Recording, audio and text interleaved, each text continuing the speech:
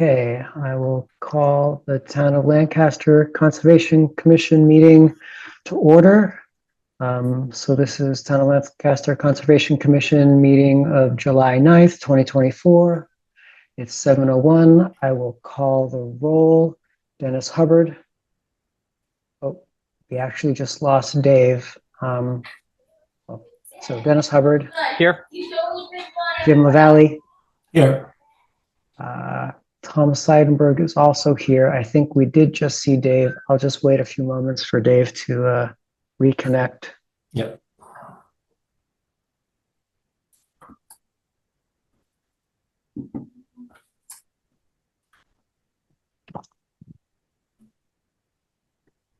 Great. Dave, are you there?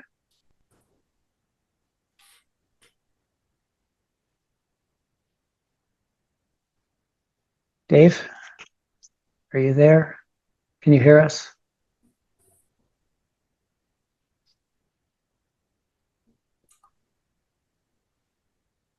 You're muted, Dave, if you're talking.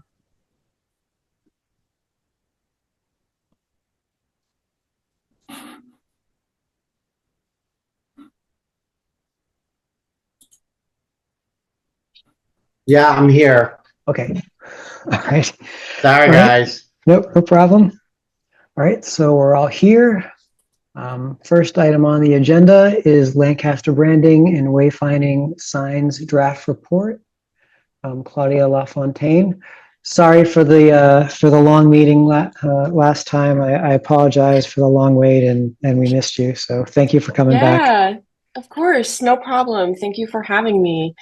One moment, I just got actually logged out of my accounts here. But yeah, I really appreciate you putting me on the agenda today. I'm gonna briefly run through the report, and I'll take any questions or comments right now, or you can also send them to me. I'll put my email in the chat at the end.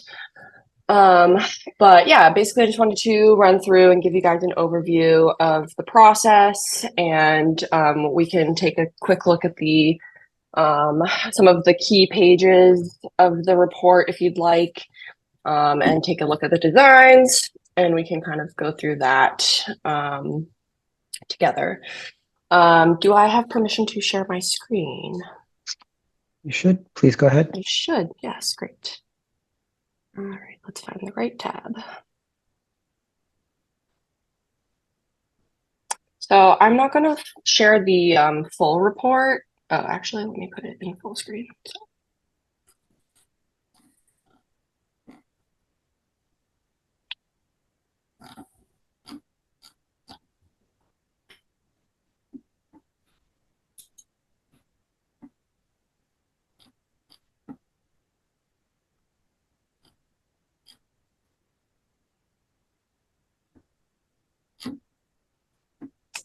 There we go. First day using Zoom, I guess.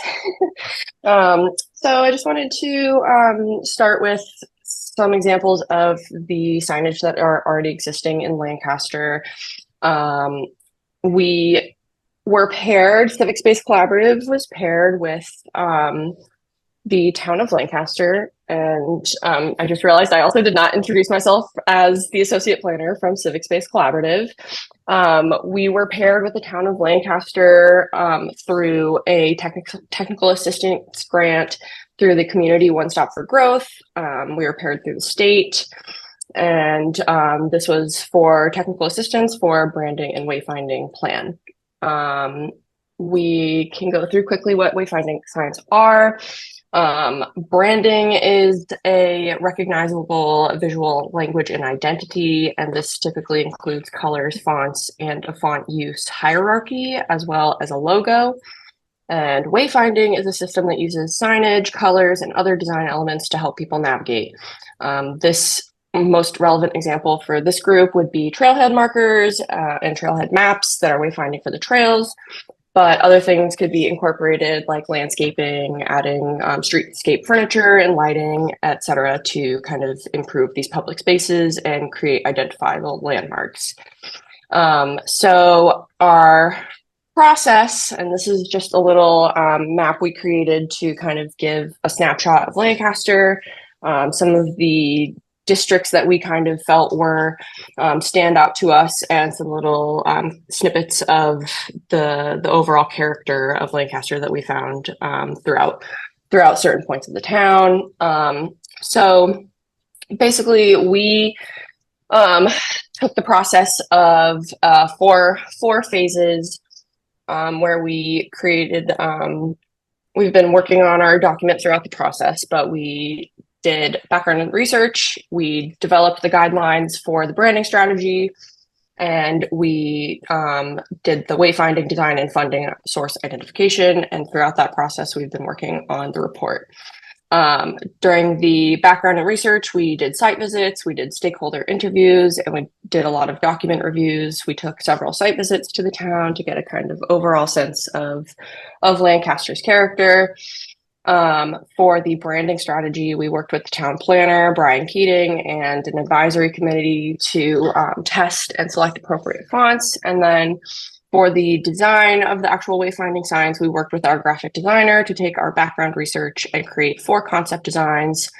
Then with those designs, we engaged the community. We were able to engage over 450 people in the community throughout our process. We got feedback through the master plan survey process. We worked with that planner as well to add some questions to his survey about wayfinding and the identity of Lancaster. And then we also hosted our own online survey, as well as did a couple of on-site engagement surveying times. So some of you may have seen me at the town hall, town meeting, or the town election, where we got some really great feedback from the community members. So you can kind of see here, we've got pie charts of how our online results kind of shifted. There was a very clear preference for the red and the number 1 design, which we have a little snapshot of here, and I'll have some detailed shots of that later. So here are the other design concepts that we worked with the designer to create.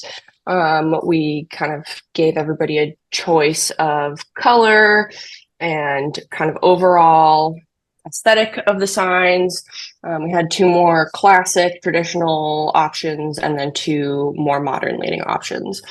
And we were not surprised, and we don't think anybody from the town was surprised to hear that the more traditional style was selected and preferred from both the advisory committee and the community engagement process. So here's our guideline page. I just pulled a few of the pages from the report, not trying to go through the whole report, but just kind of a very subtle update on the existing colors and palettes that Lancaster has going on, so that the town can kind of take a phased approach to any installation and that. Here we've got the couple of fonts that we had selected, very classic and easy to source and use, Georgia and Corbel. These are available on Microsoft products, as well as all the other places you can find fonts like Google and etc. So here's a close-up of our design suite. These 3 signs are the welcome sign, the directional signage, and then a draft of an information and historic sign.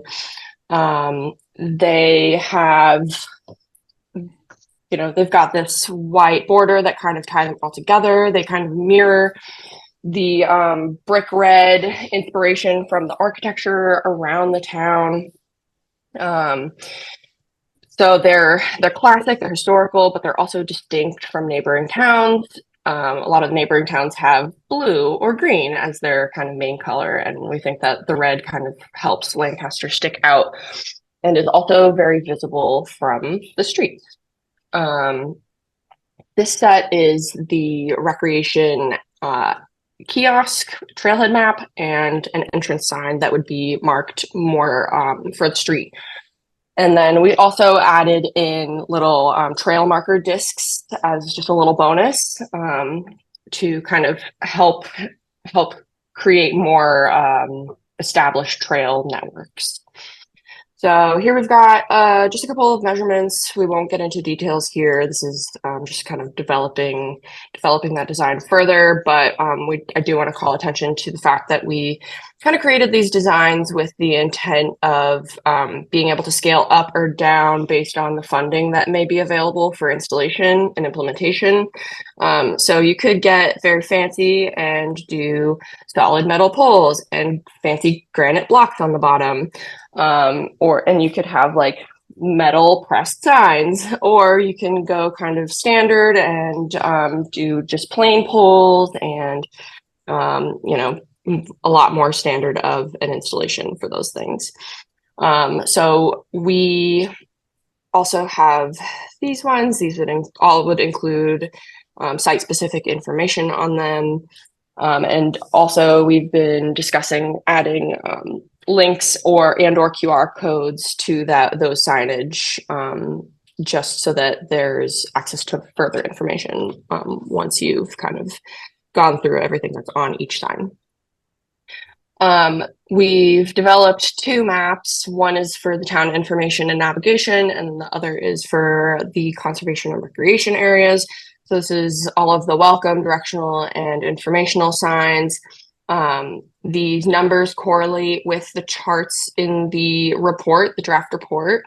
So you can, if you would like, you can kind of match those up and see where each one is. These aren't cited specifically just yet, but these are kind of our recommendations for each location. And here we have our kind of key open space and conservation signs.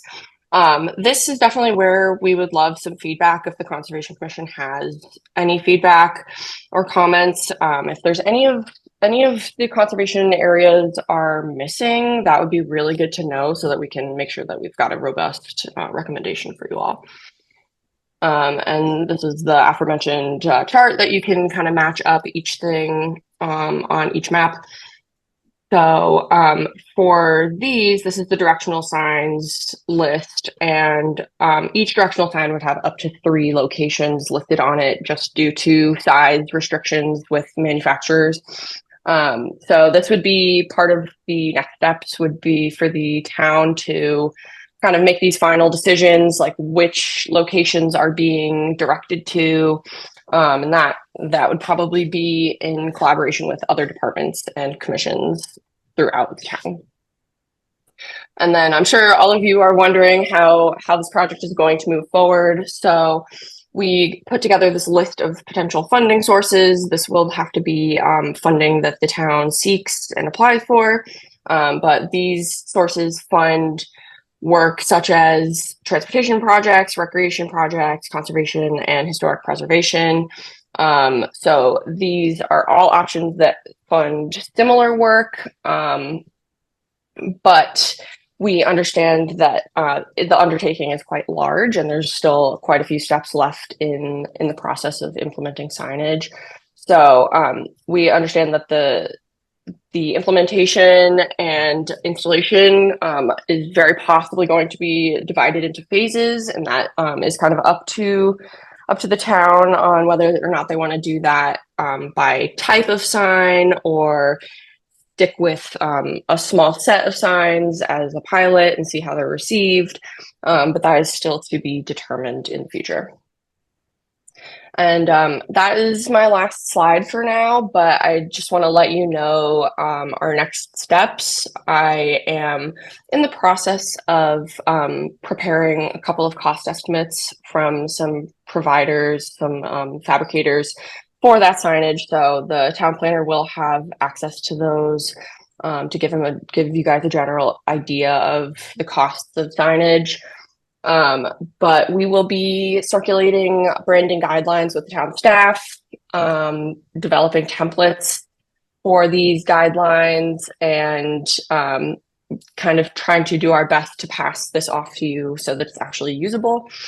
And then for wayfinding, we will be confirming, the next steps are to confirm the locations with property owners, and doing all of the due diligence, such as dig safe, before any installation happens, and then developing scale drawings with fabricator, content for the information, historic, and recreation kiosks, scale drawings, getting final pricing from all of the vendors, and then fabrication and installation. So I'll go back to the pages with designs on them so we can enjoy some pretty pictures. But yeah, that's what I have for you folks. And let me know what you think. And if you have any comments, I am really excited to hear them.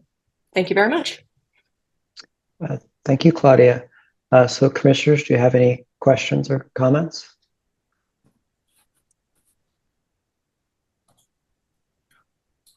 Looking for my hand to raise. Go ahead, Jim.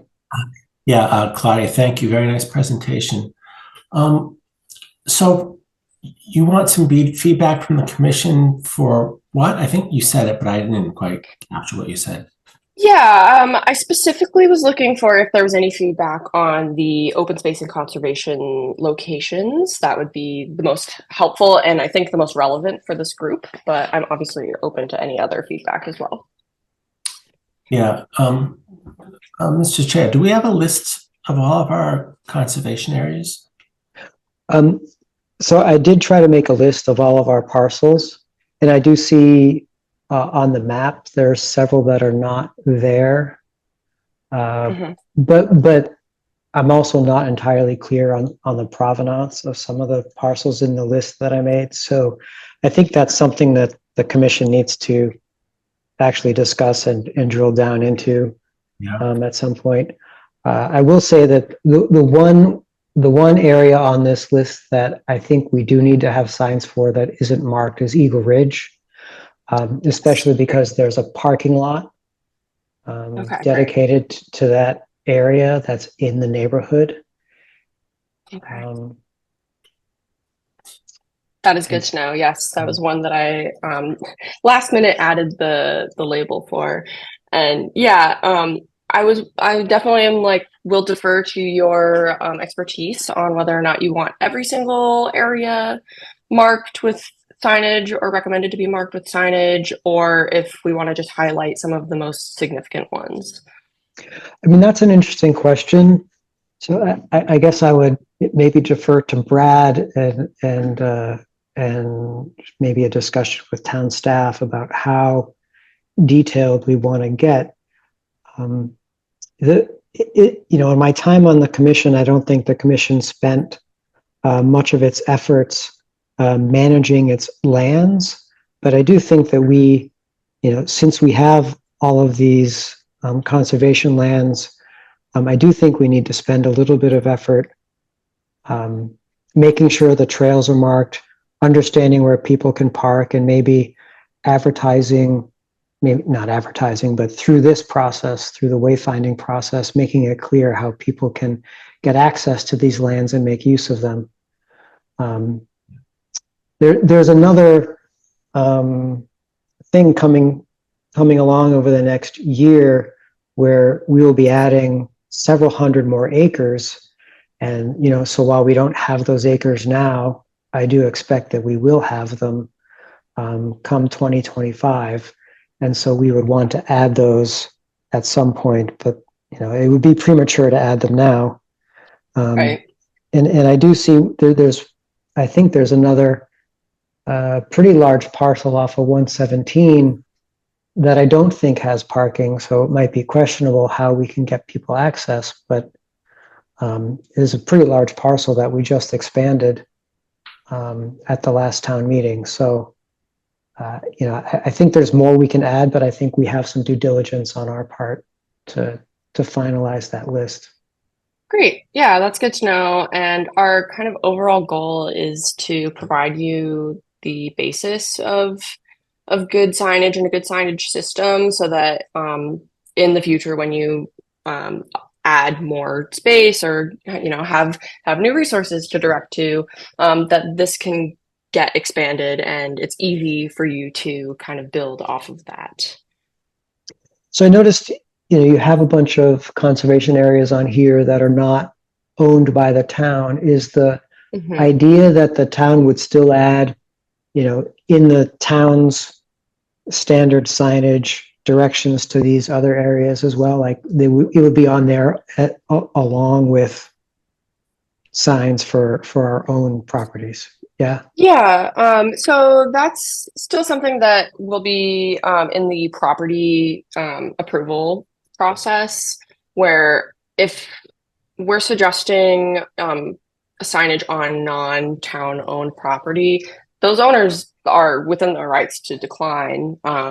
So that is definitely something that the town would have to kind of move forward with and work with those owners to see if they are interested and willing to host signage that is town branded signage on their property. I see. Okay. Jim, you briefly had your hand raised. Yeah, Claudia, you answered. I had the same question, and specifically, I was thinking of Dexter Drumlin, the trustees of reservation. And yes. Yeah, so you'd have to get their approval, is what I'm hearing, to put town signage on that property.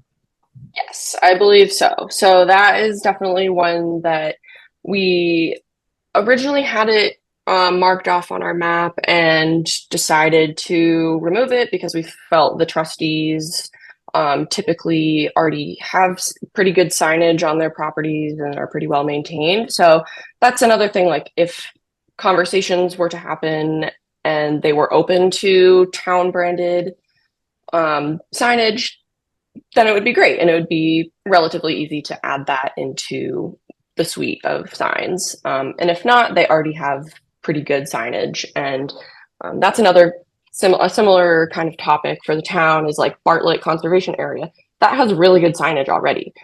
I don't know that it's necessary for more signage to be added, but that's kind of a decision that's a little bit further down the line.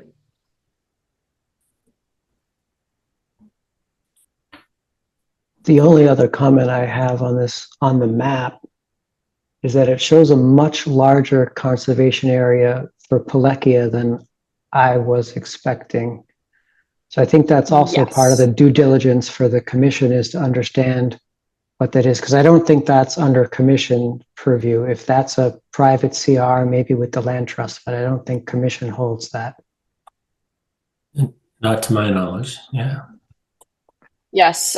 So I will say that was a little bit more of a design choice on our end, just so that it doesn't look like there's nothing, there's nothing there. We wanted to kind of, embellish the fact that it is conservation land and it is a recreational open space resource. But if you feel that is misleading and inaccurate, we can definitely kind of scale that back a little bit so that that's not something that people are expecting and don't get. Well, I'm saying I don't know. Okay. So I did mixed a lot results of, on the parcels. Yeah, I did a lot of due diligence maybe 6-8 months ago. I tried to find all of the parcels that Conservation Commission specifically either owned outright or had conservation restrictions for, but I didn't look for CRs that might be held by other organizations such as the Land Trust. So what I did see on the maps is that there are trails marked throughout all that area on other maps produced by the town, and I just have no idea who said there were trails there, who gave permission, what the legalities of all of that are. So I think that we have an action item on the commission to do our own due diligence and understand some of these things. Yeah, Jim, you've got your hand up again. Yeah, I will say that needs to be clear, because entering Cook Conversation from Route 70, on the left there is signage that it's private property, and that's depicted as, well, we know how it's shown here. So you can't enter there. Okay. On the left, you mean? Well, you're not talking all the way on the left at I-190. You're talking about other accesses. Right when you enter from Route 70 where the parking is, Okay, yeah. immediately to the left of that. Oh, okay. It's marked as private. I believe it is, yeah. Yeah, that loop is privately owned. The loop in the river Okay. there. Yeah.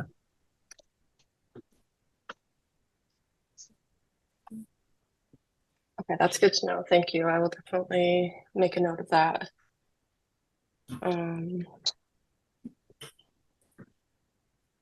Great. Do you all have any other thoughts? I'm also, again, very happy to take any more detailed review comments over email. I would request that they are sent to me by the end of this week, as we do need to kind of finalize this report and get it approved by the select board and confirmed by the state. So The only other question I have is, so you had icons for the signs, like biking. Where's that page? Yeah. And that makes me think that there's an action item also for the commission in establishing rules for its lands, right? I think there are at Cook Conservation Area, I think we do have some, there's some things on signs that say what you can and cannot do on the land, but I don't think that that's generally the case in most of the other commission lands. I don't think there's any signage at all. And I think that that's something that we need to have a discussion on the commission about, establishing rules for usage on commission lands. yeah, Like what you that's a can great and cannot idea. do. Yeah, and that was definitely the intention behind including a set of symbols. And I didn't include this page in my mini presentation, but we do have a page in the report that has a full set of icons. And those are, mostly to give people a sense of what they can do versus what they can't do, but definitely having rules about what you can and cannot do is very important. So that's a great point, and I have made a note of that as well. So commissioners or Brad, any more comments or questions? Seeing none. Thank you very much, Claudia. Oh, sorry, go ahead. No, Dennis. I was just going to thank Claudia for all the work in this, and it definitely looks like we have some work to do in clearing up some definitions as we go forward with these individual parcels. Great. Thank you so much. I really appreciate it. And yeah, I'm sorry to assign you homework, but I hope you enjoy it. Thank you. It'll be good homework. So thank you very much. Yeah, of course. Thank you so much for your time. Thank you. I'm going to head out now as well. Yep. Thank you so much. Thank you very much. Take care. Have a good night. Okay. Next up on our agenda, I believe we have 4 hearings to continue tonight. So let's see. First up, we have 0 Heritage Lane. Oh, that's already been continued. Brad, can you confirm that we did continue that already to the 23rd? That one was continued at our last meeting, Yeah. correct? Okay, yeah. So next up, continued notice of intent for 10 Fire Road 54. We've had a request to continue that to the next meeting. And also a request to do another site visit with up to 2 commissioners to discuss some of the issues that were discussed at the last meeting. I don't want to have a discussion about it now. I do want to make sure that we get back to them with dates and times of availability and, decide on a couple of commissioners who might be able to participate in that. So I don't know if we want to take the scheduling talk offline, but we probably should decide who would be open to doing it. And to avoid open meeting law issues, we should keep it to 2 commissioners. Mr. Chair, could there be more than one site visit so that everybody gets a chance to visit that site? If the applicant's open to that, I'm certainly open to that. Yeah. Yeah. Brad, would that be an issue for you? Because I feel like Brad should be there at both if we do a double. No, I could go to as many site visits as necessary. Okay. So if that's amenable to folks, I don't know. So just straw poll, who's interested in going to so I am also. I'm definitely interested, although I would say my lack of experience might make my going not really that helpful. Yeah, but it will be a learning experience. So, certainly there's value in that. I mean, you got to get your foot in the water at some point. So Exactly. but I could be available on any Monday or Tuesday. Tom, I'm interested, but I think the biggest value I think for me would be if you and Jim went. Right? If we could only pick 2, that's at least where my head's at. Okay. I'm Well, so also we- not available at all next week, so if that helps with that decision process, I don't know what the timing they're looking for is. Okay. So we have 3 people interested. So let's take this offline. We can, without violating open meeting law, we can do scheduling through email. So Brad, if you can reach out to the applicant, find out what availability there might be, and then we can coordinate whether it's 1 or 2 site visits. Does that make sense? That's fine. The only question I have with respect to David going to is it worthwhile not being able to participate in any of the decision making for that project? That's a fair point. Yeah. So David, you won't be able to vote on this because you've missed meetings already. Yeah. That is. Yeah. So it sounds like it should just be Jim and you for now, and I'll get caught up as my time on the commission continues. Okay. All right. So then, Brad, you and I and Jim will take this offline and we'll arrange a visit. I'm generally available in the mornings pretty much any day. And Jim is generally not. So, okay. We'll work it out. We'll figure it out. I can do afternoons pretty easily on Mondays, Wednesdays, and Friday. Mondays and Wednesdays. Brad, maybe you can give us a couple of options.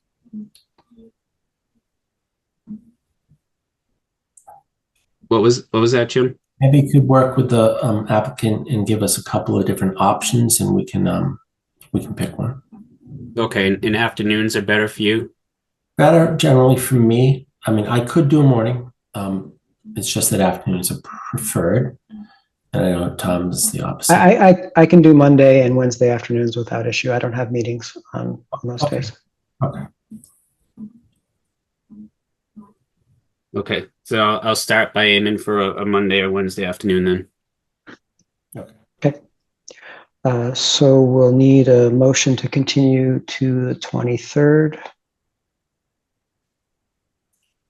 Okay, I move that we continue this hearing to July 23rd. Second.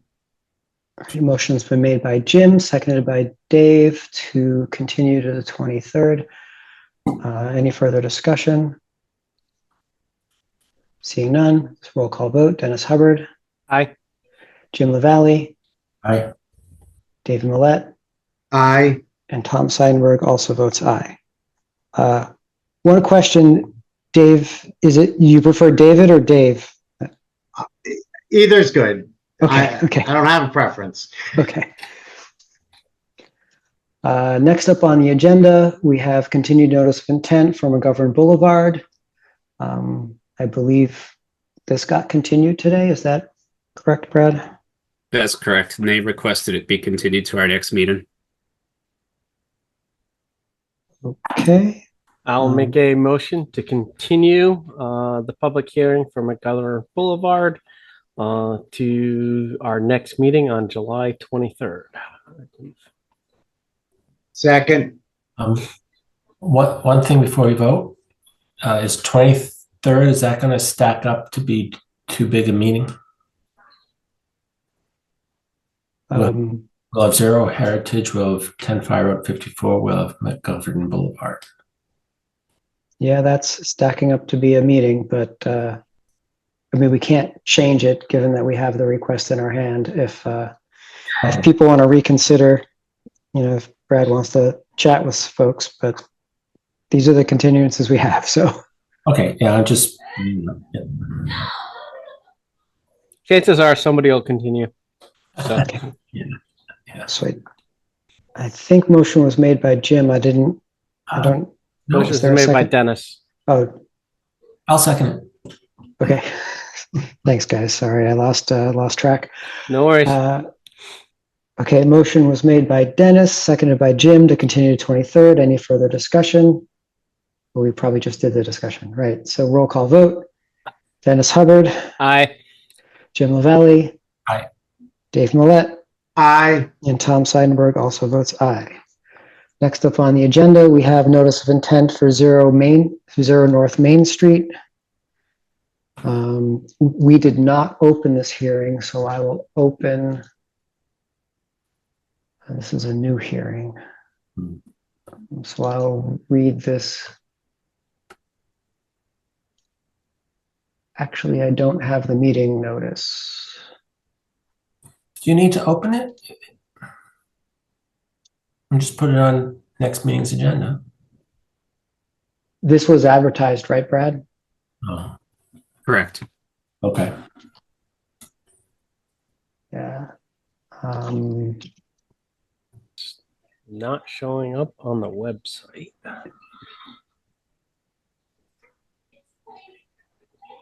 If you give me 1 second, I can pull it up.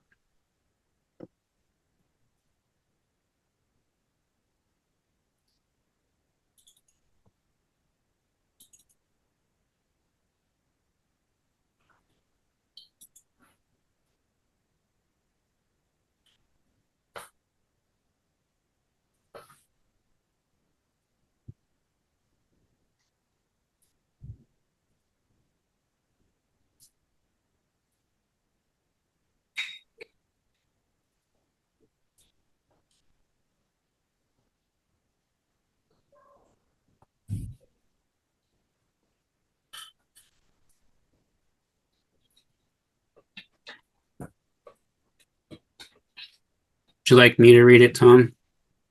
Sure, go ahead. Okay. Pursuant to Mass General Law, Chapter 131, Section 40, Wetlands Protection Act, and the Lancaster Wetlands Protection Bylaw, the Town of Lancaster Conservation Commission will hold a public hearing via Zoom on Tuesday, July 9th, 2024 at 7 p.m. to hear and act upon the following matter. A notice of intent filed by Alex Watson, 1882 Main Street, Lancaster, Mass. For the construction of a single-family house, driveway, and septic system.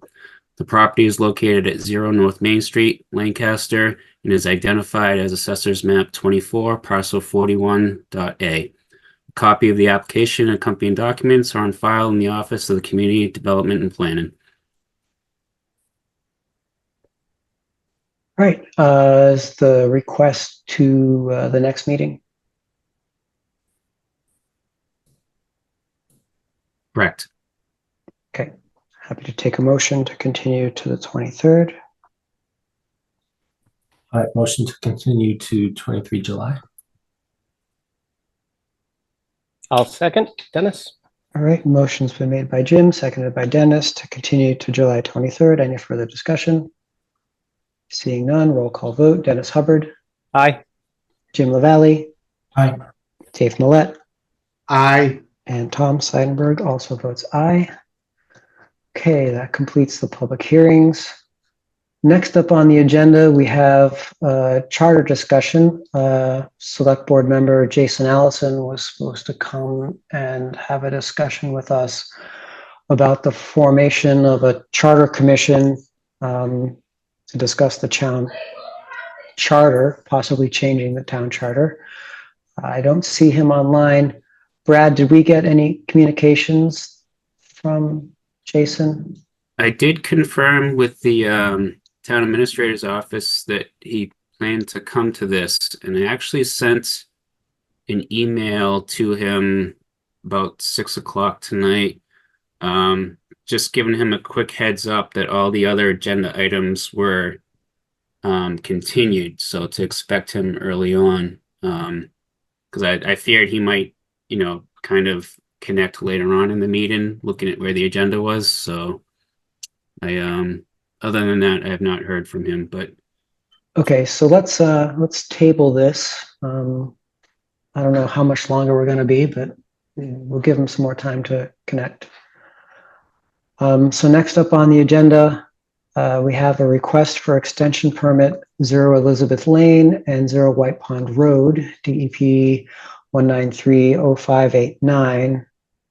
I assume this is Capital Group, and since nobody's here, it's going to be continued again, this discussion. that's correct. Just like at the last meeting, they requested continuance of this agenda item as well. Okay, happy to take a motion to continue. Assuming to the next meeting, yeah? I think I'll that, make it. Sorry, I was on mute. I'll make a motion to continue to our next meeting on the 23rd. yeah, second it. Sorry, I'm just writing some notes. So motion was made by Dennis, seconded by Jim, to continue the discussion for an extension to order of conditions 1930589. Any further discussion? Seeing none, this will be a roll call vote. Dennis Hubbard. Aye. Jim LaValle. Aye. Dave Millette. Aye. And Tom Seidenberg also votes aye. Sorry, just writing notes. Usually I have more time to write notes. Okay. Let's see, next up, enforcement order 397 Center Bridge Road. Brad? Okay.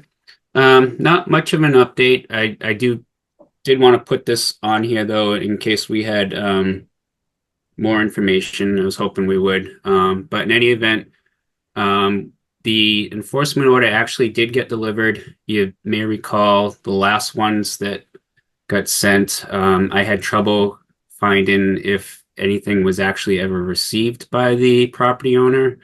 In fact, one of them got returned to us as undeliverable. So we did get confirmation from the post office that it was received on June 29th. So the 30-day time period that we gave them to respond to it would presumably start then. So as soon as I hear any other updates, I'll let the commission know. But it at least the property owner has it now. Okay, all right. It's good. Maybe we'll get some progress on this soon, hopefully. Okay, let's see, next up on the agenda, Conservation Commission reorganization. So it's traditional after, I think Jason Allison is joining. We'll see if that's, is JAA iPhone, is that Jason Allison? It is, okay.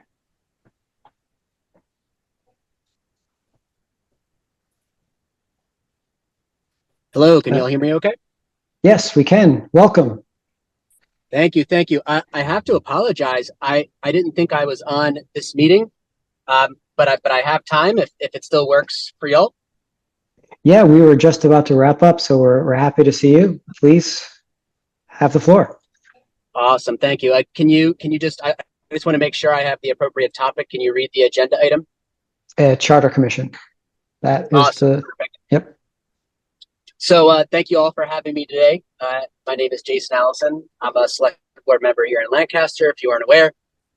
About 2 months ago, can you all hear me okay? Yep, we can hear you.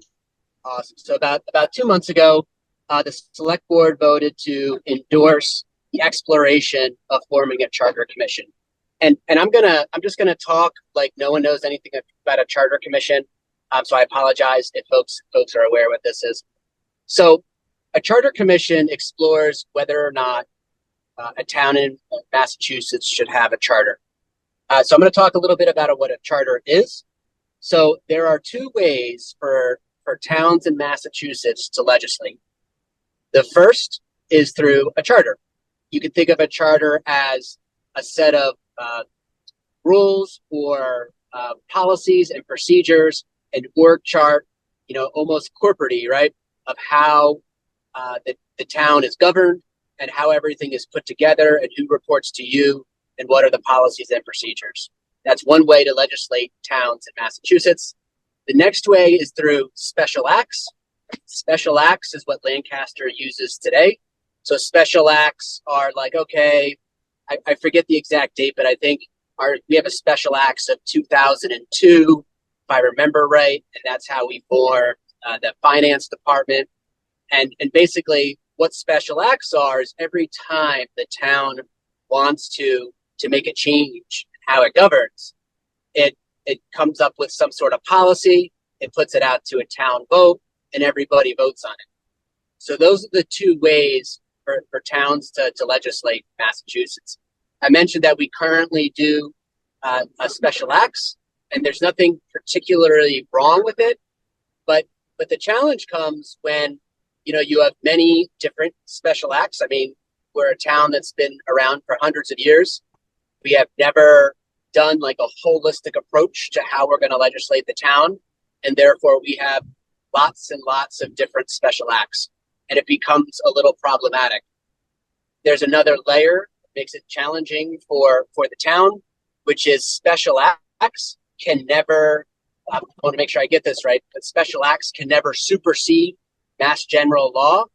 So if there is a special act, which, when it was put into place, says you can do X, but then a new Mass General law says you can no longer do X, our special act is actually, no longer valid. So I bring up the finance department as there was a situation where we were something was brought to my attention about the duration of one of our employees' contracts, where the special act said a contract could be 5 years, but MGL superseded it, said it can only be 3 years. So after all of this time, things become very problematic from a legislation perspective. So where does that leave us? I've kind of, the state came out with a DLS report. I apologize, I haven't sent it to y'all. I will make sure to get it out to you after this meeting. And the DLS report, actually, Dave Millett, I believe you have a copy as you are a member of the government study committee. If you're able just to send that out to your teammates, that would be super helpful. So Okay. The state sent out a DLS report, which is its recommendations for how Lancaster, what type of changes Lancaster should make. Most of you are probably aware of the second recommendation that was made. The second recommendation that the state made was to explore expanding to a 5-member select board. And that has been discussed at town, and that is following the process. But what you may not know is the number one recommendation made by the state was to explore a charter commission.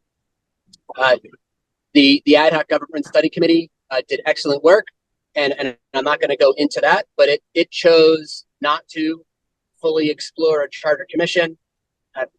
In my opinion, and I've stated this in open session, as I think that was a mistake. That's just my opinion, and that's why I put forward the select board to explore a charter commission.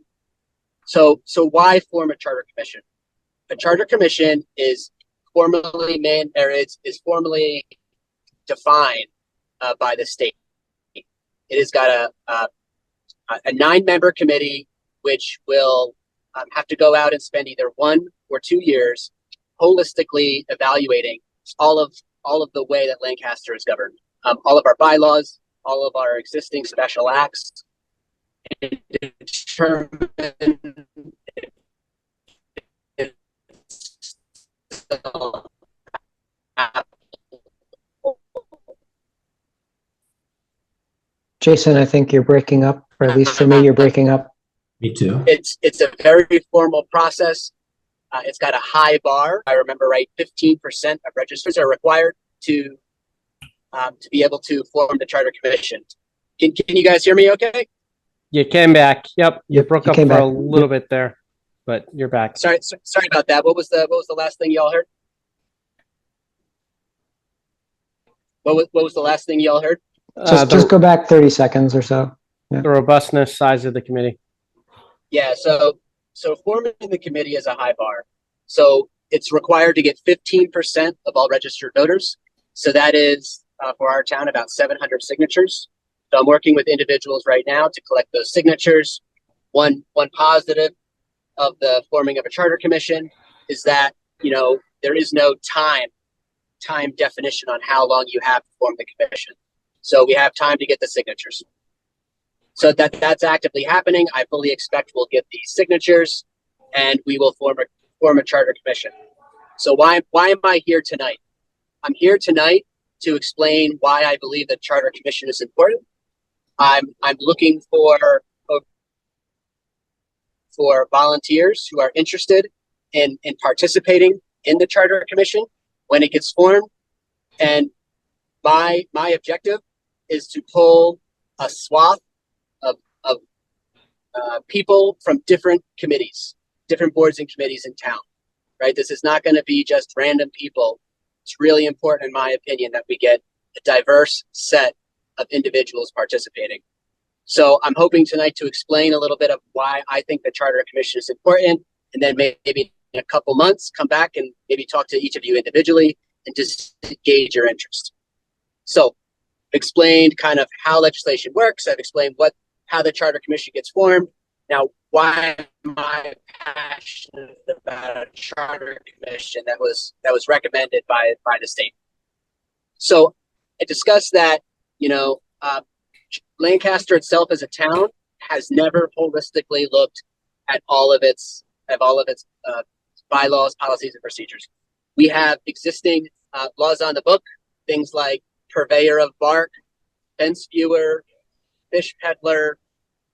There's all of these bylaws that were applicable in 19 and 1800s that are no longer applicable in town. Those need to be evaluated because while they're on the books and we don't fill the positions, it doesn't make sense to keep them on as the 20th century has passed it by. But more importantly, there are three things that I'm really motivated on by the Charter Commission to evaluate. The first is our DPW. We have an amazing set of DPW commissioners, and they do an excellent job. But the reality is the relationship between the DPW and the rest of the town does not exist. So the DPW is its own board. It has a budget that's approved at town meeting, but there's actually no formal relationship between the town and the DPW. I always get asked, well, why is that? No one knows. It is old enough on the books that no one knows why it was set up that way, which is really hard to say, but it's true. So what is the problem with the DPW being separate? The problem is at this day and age, the DPW doesn't have a business function. It doesn't have an HR and hiring function. So there's no support staff for this, $1 million entity that's servicing all the water in town. So when it wants to hire people, when it wants to do contract negotiations with union people, there is no support structure. It goes to 3 elected state officials. Now, why would we do that when we have an entire town staff support structure in place? So that's the first thing I'm motivated by for the Charter Commission to look at is the DPW formed in the best way of the town? The second is the Water Enterprise District. Same example, right? The relationship between the Water Enterprise District and the town is one thing, and that's a drop box, which exists for people to pay their bills. That's it. Why is it that way? No one knows. but yet another example of how can we better support the residents of town by enabling our larger entities with all of the support structure that's already in place to serve all of these other bodies. So those are two, in my opinion, no-brainers that the Charter Commission should investigate. Now, the third one I found very interesting, and it took me a little bit to come around, but I think it makes a lot of sense now. The third recommendation by the state or the Charter Commission to investigate is, should the Finance Committee be elected or appointed, and consider the Finance Committee being appointed instead of elected. So when I first heard that, I've been on the select board for 4 years now, right? And I understand that a lot of people in town believe that, okay, well, just people that the select board likes gets appointed to certain roles. And I can appreciate the view, the optics of that, and I take that very seriously. However, the point that the state makes is really strong, which is, think about it, that if you have someone in town, let's say they're a CFO, let's pretend they're a CFO of a top 1,000 company, right? Why on earth would they run an election campaign? Especially, why would they run an election campaign in Lancaster? So its point is, what type of contributors in town are you losing on these boards because you forced them to go through an election cycle? And that's when it dawned on me. It's like, could we have a stronger finance committee if we didn't force the people to go through an election to be part of the board? And I think today I'm all in on it. So that's the third recommendation by the state. The more I think about it, and even talking through it now, I'm pretty passionate about it. So those are just three things, plus, again, the investigation of all of the antiquated bylaws. Those are the recommendations by the state of why to form a charter commission. It's why I want us to form a charter commission to investigate those. But in closing, and I'll open up to questions, it is very possible the charter commission comes back and says, we don't want to change anything. And that's an okay outcome. The Charter Commission spends 1 to 2, I'm not sure anyone believes, but if they come back and that's what they think, then nothing changes. But if they come back, the Charter Commission comes back and says, we want to change A, B, and C, then those recommendations go to town warrant, and then it gets voted on by the town. So I want to make sure everyone hears that the Charter Commission, comes up with changes it wants to make. It still needs to go to ballot before it gets accepted by the town. So I think that is everything that I wanted to say. Looks like I've been talking about 15 minutes. I'd like to open the floor up to questions. Commissioners, any questions, comments?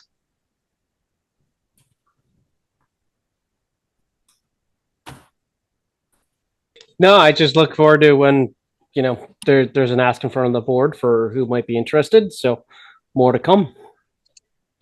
Thank you for the pitch. Yeah, you bet. And if anybody wants to say anything offline, like, I'm open to getting all feedback. If somebody wants to say this is a horrible idea or Lancaster's perfect, I'd like to have that conversation, right? Because I see certain things, every individual board and committee, they also see different things from different angles. So I'd really appreciate, any feedback y'all can give. Concom, for example, a charter commission could look into the total number of members you have, what the duration is, or what the purview is, things like that.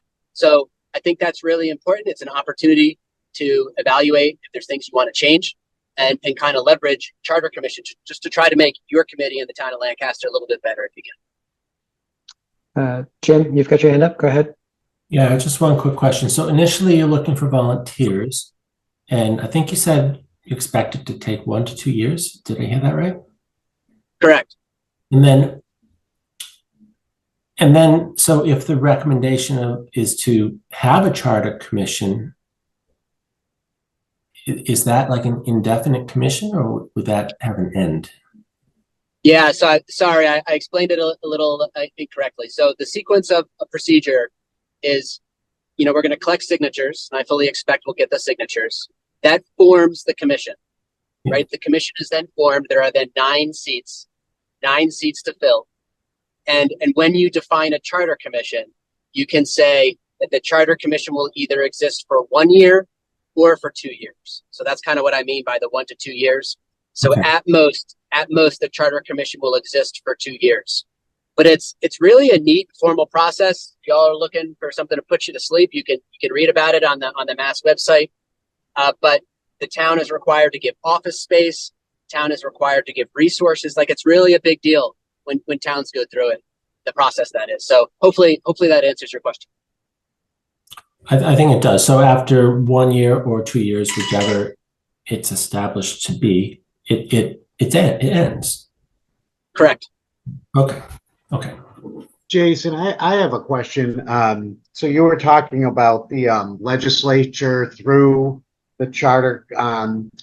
Once, if a charter was approved in the town, would the legislation through that supersede any future special act legislation for bylaws? And would those then have to fall in line with the town's charter? Yeah, so really good question. There's a few parts in there.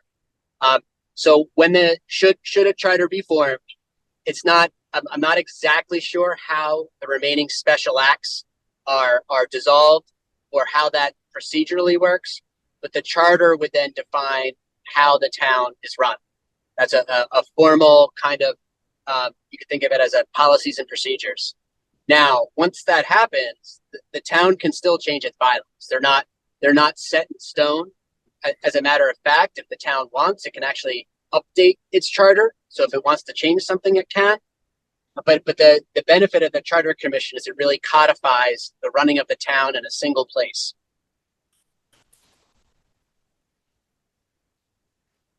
So it sounds like it's more simple than reading through the 400 plus pages of bylaws that we have. So in all honesty, I find our bylaws rather easy. The E360 site is pretty easy to navigate and search. I find our special acts very challenging. That's when you have to go to the Mass website and find things and hunt and peck for things. And it doesn't give you history. So you don't know if you're looking at the most up-to-date one or not. And then again, you have to overlay it with Mass general law, which makes it even more problematic. Like, that situation I described, I had to involve the lawyers because I didn't understand which took precedent and how it worked. So that it was like that complicated to figure out. So would a charter replace the bylaws, or the bylaws still stand as is, and we just get a charter to replace all the special acts? How does that work? So the charter commission will evaluate it all and will make recommendations, and all of those recommendations are up for grabs. And then when there's a vote, the vote is basically for everything as a slate, and it's an up-down vote on the whole package. So that's or a are there very separate good votes? question. I believe that to be true, to be honest, but I haven't asked. I don't know if it's an all or nothing. I'd have to get that answer. That I'm not sure about. Okay. But in the end, it's an attempt by the town to become more efficient and easier to govern itself. Absolutely, and up to date, and to kind of look. I'm sure there was a reason that the DPW has its own board of commissioners, and I want to go on record on this recorded call that I love every one of them. I think they do an excellent job, but they're understaffed, right? That's just the reality of it, and no one can answer why it was set up that way. So why do we keep doing that? And yes, if we wanted to change just that, sure, we could go do a special act and we could kind of just put it up for a vote and see how it goes. I just don't want to do that. I feel like that's the wrong way to improve Lancaster. I feel like the right way to do it is to take 1 year or 2 years. And I'm on record now saying that my preference is 2 years, right? Because this is a volunteer role. And really look into it and really ask the questions. Come to a meeting just like I'm coming to this one and say, hey, Concom, how can the Charter Commission make your commission better and make it easier for y'all? And Jason, so you said before that the water department is a special district. just wanted to clarify, make sure you didn't mean the sewer district, or did you mean the sewer district? I don't have the report in front of me. I believe it's the Enterprise Water District. Okay. And then the sewer district wouldn't be in the purview of this. I believe it. I believe it would. I believe it would be in the purview. The Charter Commission can evaluate all operation of the town of Lancaster. Okay, that would be interesting. Yep. Okay. Yeah, so a follow-on question. So as I understand it, the state made some recommendations and they recommended to look at the DPW, Water Enterprise District, and you said one other, I forgot what it was. An appointed finance committee. Oh, finance, yeah. But those are just areas of focus. The whole thing is on the table. Exactly. Okay. Those are the low hanging fruit, in my opinion. That's why I'm coming with those examples, because I think at least the first two are no brainers, in my opinion. I think we could have really good debate about the appointed FinCom. Like, I want to hear all sides of that. But kind of the way the state describes having the appointed finance committee, and if I remember right, it says lots of towns are going to them. And I was for the life of me, I just couldn't put my finger on why. And then, I just chewed on it some, and I was like, oh, right, because why put people through elections? Like, in all honesty, each one of you should ask yourselves, would you be a member of Concom if you had to run a campaign to get on the commission, right? I'm going to wager that the answer is no, but maybe y'all would.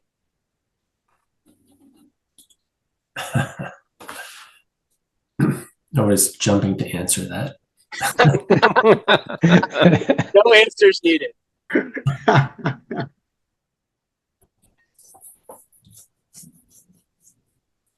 Right. Anything else, commissioners? Seeing none. Thank you very much, Jason, for coming to talk to us. Thank you all very much. I really appreciate it. I'm sorry for being like completely on me, but thanks for the time. Thank you, Jason. Thank you. Thanks, Jason. Y'all take care.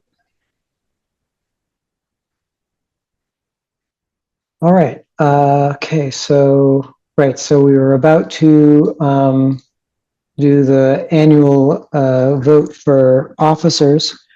Before we do that, I just have one question for folks. So we had talked about the other open seat at the last meeting. How I don't remember exactly if I mentioned all of the back and forth, but so Carl Fawcett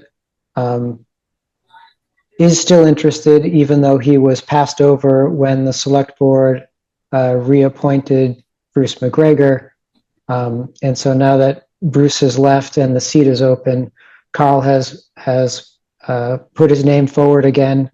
My hope is that the select board will appoint Carl Fawcett at their next meeting, and so that we'll be back to a 5-member board at our next meeting. So if everyone wants to wait till next meeting to reorganize the board when we have 5 people, I'm fine with that. If you want to go ahead and reorganize the board tonight, also fine with that. Comments, questions? Tom, are we under a time constraint on when we got to get the board reorganized? Honestly, I don't know. I think usually it's done in June, but I was out, so Yeah. so we didn't.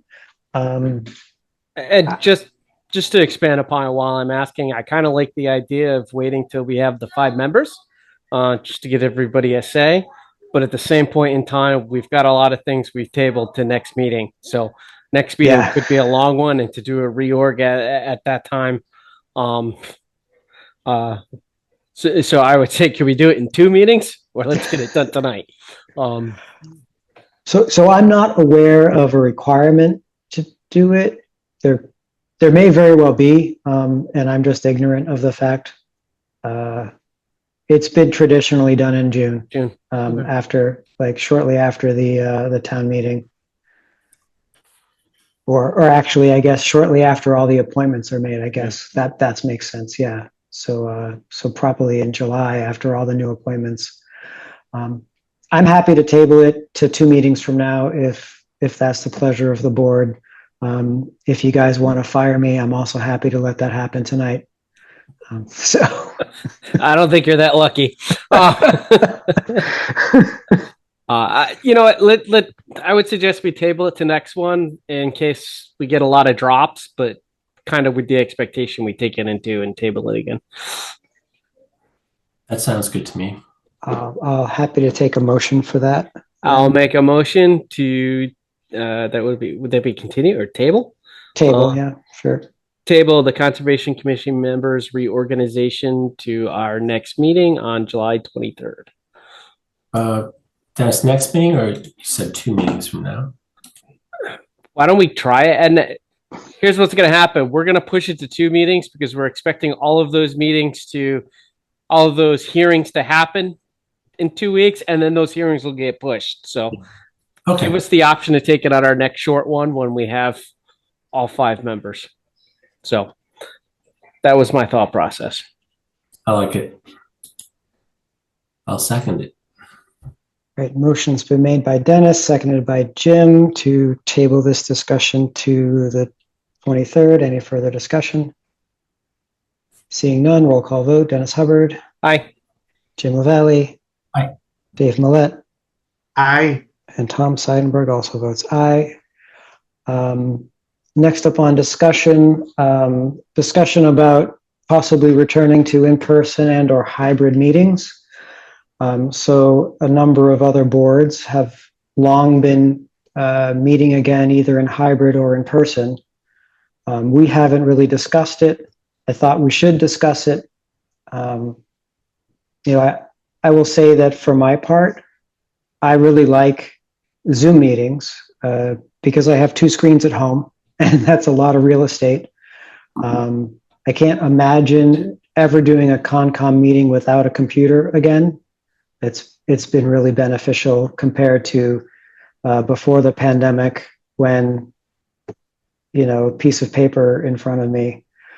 At the same time, though, when we went to Zoom meetings, one of the commissioners simply never came to meetings because he either didn't have the technology or didn't want to be online. I think he's probably not the only one in town who would have preferred to be in person. I think, there is something to be said for also meeting in person and having that option. So I just want to hear people's thoughts if you think we should go back to in-person meetings. Go ahead, Jim. This is a tough one, Tom. I hate the idea of disenfranchising anybody who doesn't have a computer, but I'm not sure that is anybody, or maybe hardly anybody. And on the other hand, I think we've gotten far more and better engagement using Zoom meetings than we ever did in person. So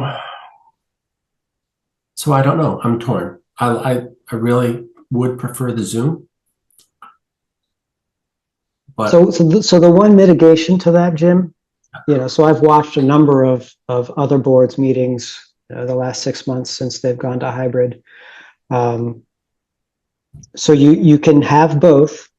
Certainly the select board, when they meet in the Nashaway room, it's hybrid. And so there's still participation from folks online, while there's also participation from people in the room.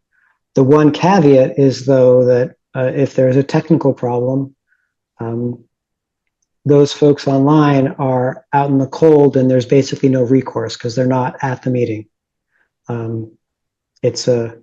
The technology option is a best effort option, and if it isn't working, it's as if you weren't there.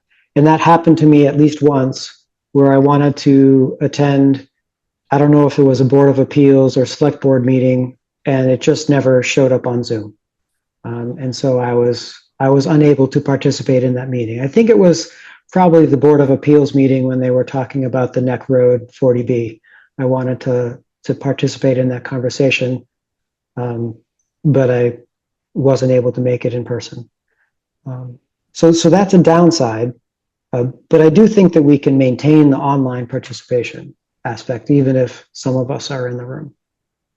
I don't know if that changes your opinion, but Yeah, I would being on the ZBA and struggling through some of those challenges, and also having some in-person meetings and then these remote. I have struggled a bit going back and not having the computer monitor. I find I'm a little bit more efficient in this meeting having the screen there, and being able to pull up the two monitors and zoom in on documents and stuff.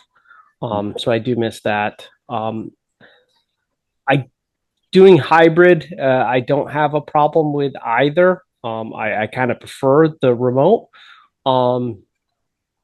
What I wouldn't recommend is an all in person. I think the ability to keep that high, a hybrid's okay. But I think it just allows for more flexibility. If somebody has to travel, they can still call in, or they might not be able to make the meeting. We can still have quorum, as I know we struggled with that in the past as well. So I would recommend hybrid or all remote. I wouldn't recommend an all in person. Yeah, Dennis, I agree with you. I would not recommend an all in person either. I think we get far more participation having remote meetings than we ever did in person. On a bad night, we can still have a meeting. People will still log into their computers.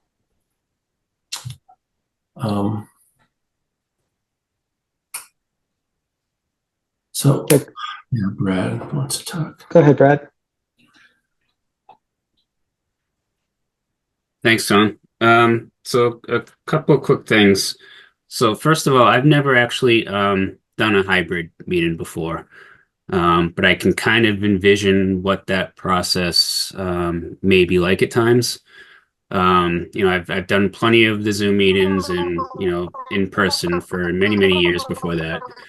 So the one thing that has me, hold on a second. Okay, I just muted Tom. Thanks. Okay, so the one thing that has me concerned about hybrid, and again, not having done them, is similar to what bothered me being remote well into the pandemic, and that was the reluctance of applicants to be unprepared for the digital presentations. For instance, even a year into it, I was getting consultants who just, refused to learn the technology, not be able to share their screen. And it was hard for me to be able to handle and do all of that at the switch and try to also be engaged during the meeting, which I feel is very important. So if we're now going back to in person, and my experience with boards, in particular with conservation commissions, you get, let's say, on average, less stellar quality in terms of the applications. In meaning you get quite often, frankly, a lot of handwritten applications, things like that, because some of the projects are relatively minor. They don't warrant that full design level that typically goes through planning board, for instance. Think of like a lot of the RDAs, that kind of thing. So if we're going back in person and people start coming in with that mentality, there just needs to be some kind of a system in place where I think that we kind of do put the onus on the applicants to come prepared for a hybrid meeting themselves, so that we're not necessarily using all of our own resources to try to make that available if possible. And again, that's just more of a selfish reason. I don't know how. I know even being at these Zoom meetings tonight was pretty easy, but some of our busier ones, I'm in the middle of trying to speak or getting ready to do something, and I'm pulling something up for someone, or I'm letting more people into the room, and I'm just not nearly as engaged as I want to be. And if we're doing hybrid, am I then pulling up more plans for people because they've only brought hard copies in, and then going back to letting people in the waiting room, things of that nature. If we had additional staff, which I've been used to in my other jobs, having other people besides myself working for the town at these meetings, somebody doing minutes, for instance, also manning that kind of switch, that works well. If it's just me and the commission there, and all of that responsibility is solely on me to try to manage that. I haven't spoken to Brian about it at all in terms of how well it's worked for possibly planning board or ZBA. I can speak to him, but I do sense that, particularly on busier meetings, that those are some of the things that we could possibly run into trying to pull the hybrid off. And again, it's just me. I just think that I would ultimately somehow be a lot less engaged at the meetings. Okay, thanks, Brad. I guess the last point I would make is we're still actually under the temporary permission to hold remote meetings. So while the legislature did extend it twice after the state of emergency ended, the ability to hold remote meetings still does expire in 9 months. It expires in March of 2025. So, it seems like there's a lot of skepticism with going to hybrid. So, having heard your comments, I think the answer is we'll probably just stay remote for now. David, you haven't said anything, and I don't know what Carl might think. So I don't know if you feel strongly about being in person. I'd be happy to hear that comment. No, I actually prefer the remote like the rest of the commissioners. That's for personally selfish reasons. One thing is, I will say, I think I missed about half of the last meeting. I couldn't get back in after a while, and I don't really know why. I'm not technologically savvy, but I'm doing my best. So, I figure I'll learn as I go. But I got knocked out halfway through your last meeting, and I actually think that might have been my own internet. So those type of things are going to happen, I guess. Yeah. So we have the technical issues. I mean, we've certainly had them in the past, and I guess we'll have more. And we'll see what the legislature does in March. I do kind of expect the legislature to come up with a permanent solution to remote meetings, because I think it has increased engagement with government. And that's only a good thing. Increased transparency can only be a good thing. But okay, I think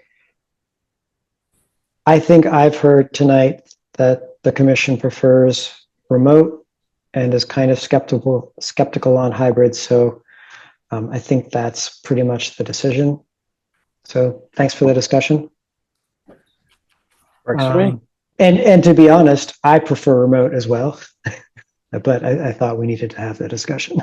I could add, because you added at the end about the legislature acting in 9 months. I would say myself, if they choose to make the meeting go into hybrid, that maybe we can appeal to the town for some of the resources that Brad was mentioning, so that we could run a better hybrid meeting. Yeah. Well, we'll see how it plays out. Like I said, I kind of expect them to somehow make it permanent, but we'll see how that goes. All right. Thanks. So we have 2 sets of minutes to approve. We have June 11th and June 25th. I'll be abstaining. So I was not present on the 11th, so I will also abstain from that. Yeah. So how many we need for a quorum? Doesn't meeting minutes have an exception to that? Like if you don't have enough people, like those that are there get to vote on it. I remember Kendra was like the only person that could sign off on a planning board meeting minutes after the board changed. Well, I never read the minutes, so I mean, No. I think it's quorum of those that are there, right? So, Yeah, so Tom, sure. you weren't there. So I think Jim and I, as Bruce is no longer on the board, it's us. I think you're right. That rings a bell. This came up before a few years back. So I'll make a motion to approve the minutes of 11 June 2024.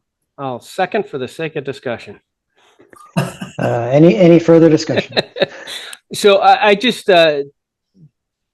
Jim, I wanted to get your thought on the inclusion of David as a member as of July 1st. So I think I get what we were trying to do with that note, but since it's only the June 11th meeting, I don't know if, we need to recognize him as being there versus at the time he was serving as a member of the public. We did thank him for his offer and for being approved.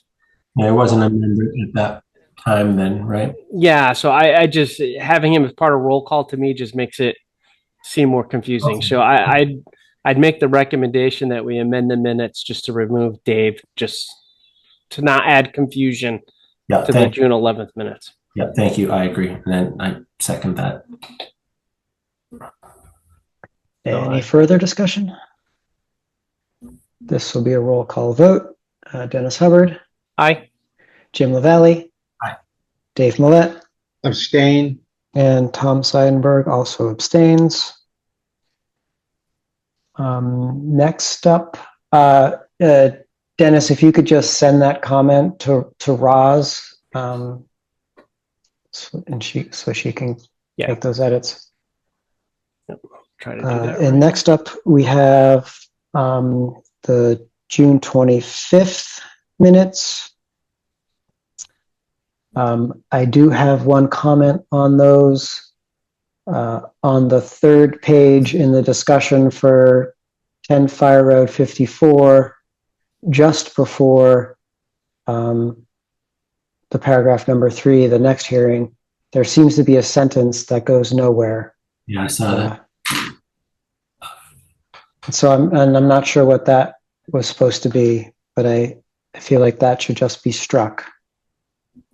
Yeah, I saw that, Tom. I think so. I don't know what that was supposed to be. And that's my only comment. Any other comments? Nope. Nope. Okay, so happy to take a motion to approve as edited.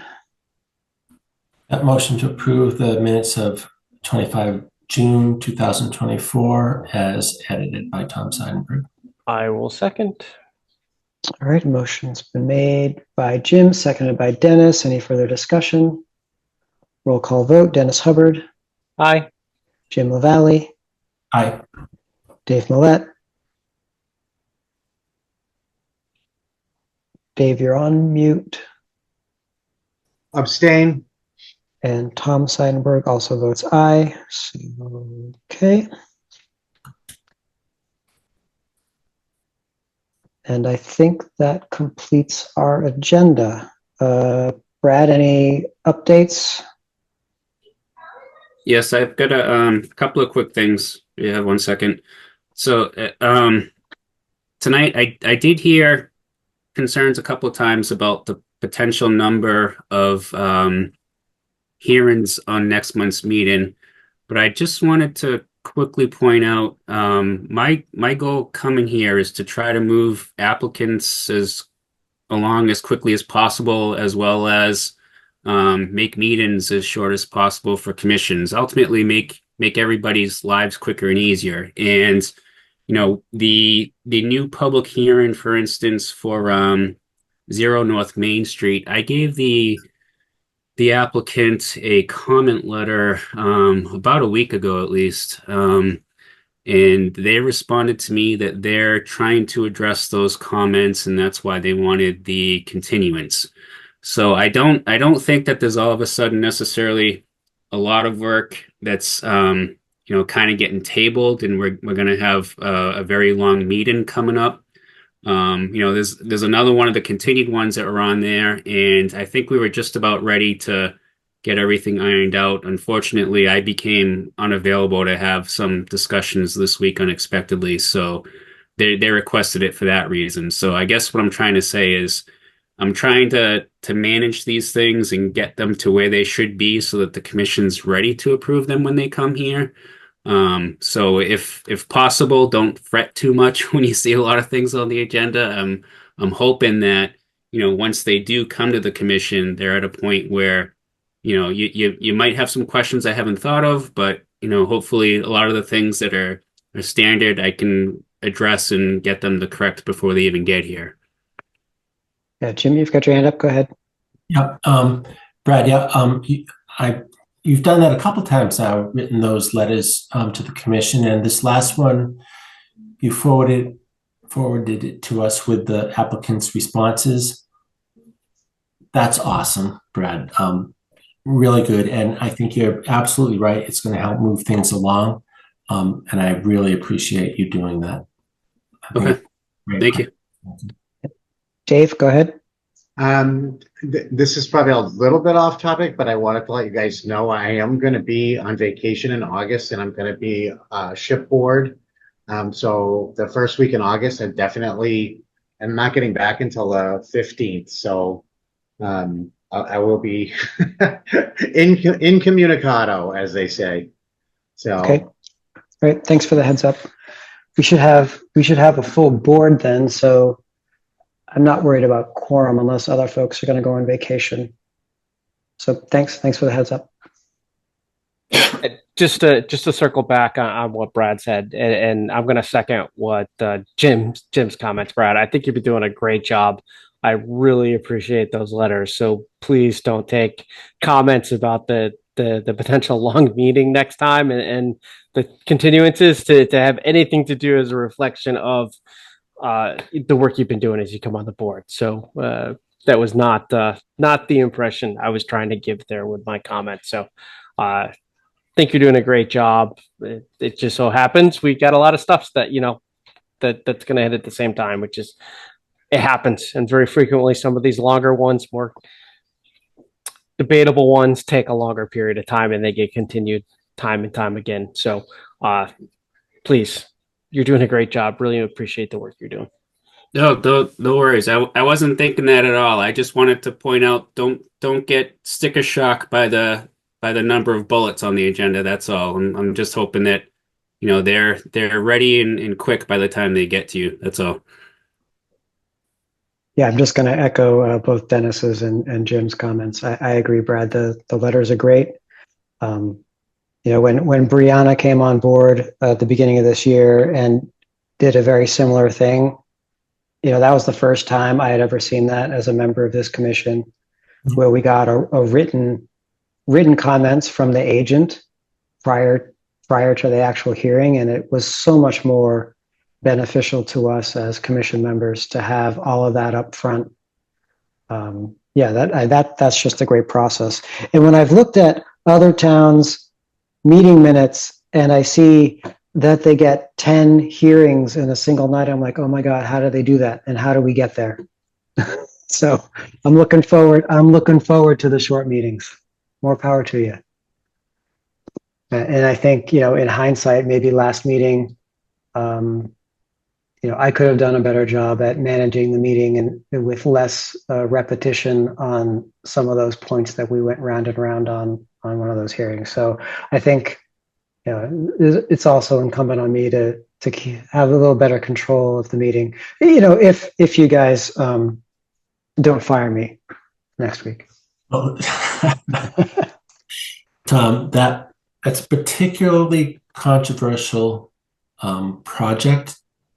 And I think it was good to have everybody be heard at that meeting, even if it wasn't. Yeah. I think you did a fine job. Thanks. So Brad, were there other things? Yep. One other quick thing. So it's time for our annual MACC dues to be submitted to MACC. And I know we should probably wait for our last seat to be filled before making a final decision. But I wasn't sure how many of you are actually aware of the handbook that they produce. So I've got an older one. This one's about 20 years old. So it's the environmental handbook that they basically made for new conservation commissioners. Yep, there you go. Exactly. So they've done away with the hard copy for years. The one I've been working on and using quite a bit when the info isn't outdated is from 2006. So they now have an e-handbook, and it's $20 per user. You know, I'm happy to order them for any commission member that wants one. It basically gives you electronic access to that book as often as you'd like for 1 year. So it's something that's really useful to new commissioners. Even if you've been doing this for years, like myself, I still find it useful as a resource. So just, send me a quick email that you want to be included on that, and I'll add what they'll do is they'll use your email address to send you the link in order to access it, and I'll give them that, and we can get you set up with it. Well, I should have mentioned that. So I'm already subscribed to it, so I'll happily let the town pay for my subscription. Okay. Yeah, it's really small money. I'm well worth it, I think. I would There- definitely like to have it. Sam. There is a Okay. PDF of the handbook floating around also that I found. I don't know how old that PDF is, but I saved a copy. Oh, that's interesting. I've never actually seen that. I knew they were reluctant to do something like that. They were afraid of things getting shared. That's why they liked that e-portal that they set up. So, Yeah, it definitely wasn't an official copy. I think I found it on another town's website. okay. Okay, anything else? That's all I have. Thank you. All right, I have nothing else. If no other commissioners have anything they want to discuss, happy to take a motion to adjourn. Make a motion to adjourn. Second, Okay, motion's been made by Dennis, seconded by Dave to adjourn. This will be a roll call vote. Dennis Hubbard, Aye. Jim LaValle, Aye. Dave Millette, aye. and Tom Seidenberg also votes aye. We are adjourned at 8:39.